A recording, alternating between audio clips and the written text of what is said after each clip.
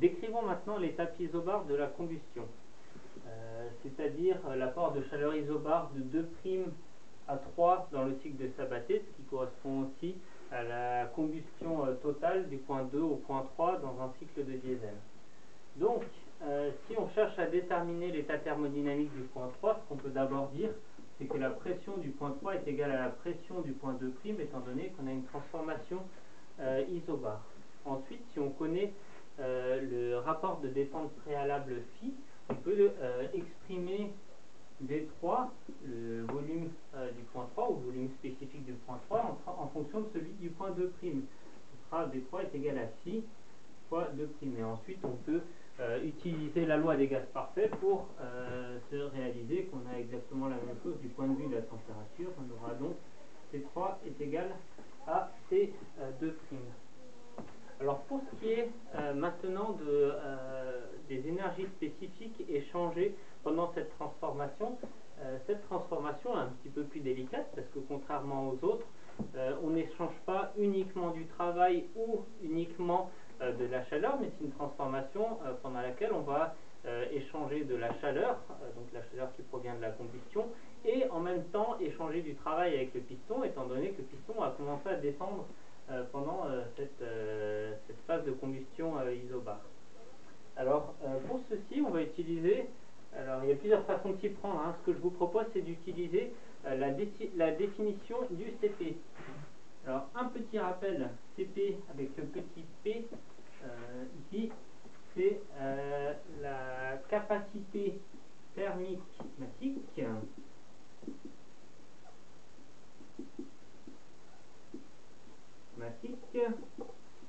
à pression constante.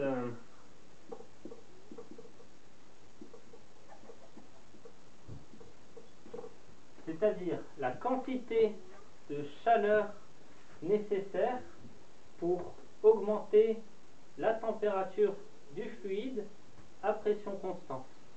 On peut remarquer une chose, c'est que à pression constante, en fait, ça correspond à ce qu'on est en train d'avoir comme transformation, c'est-à-dire une transformation isobare. Donc, dû à la définition du CP, on peut directement dire que la chaleur fournie à notre fluide de travail, qui est un gaz parfait, donc entre 2' et 3, à pression constante, correspond au produit du CP de ce fluide multiplié par la variation de température T3 moins T2'. Si jamais on préfère exprimer le CP avec les autres coefficients calorimétriques que sont R et gamma, on peut aussi écrire que ceci est égal à gamma R sur gamma moins 1 multiplié par T3 moins T2', et ça on peut aussi l'exprimer en fonction de T2', ça nous fera du T2' multiplié par phi moins 1. On peut l'exprimer en fonction des autres points si on a envie.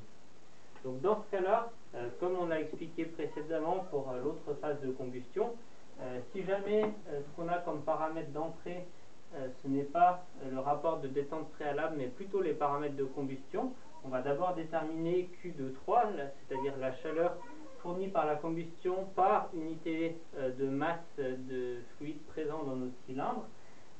On utilise le coefficient alpha du cycle de Sabatier pour déterminer quelle partie de cette chaleur est fournie pendant ici la transformation de' à 3.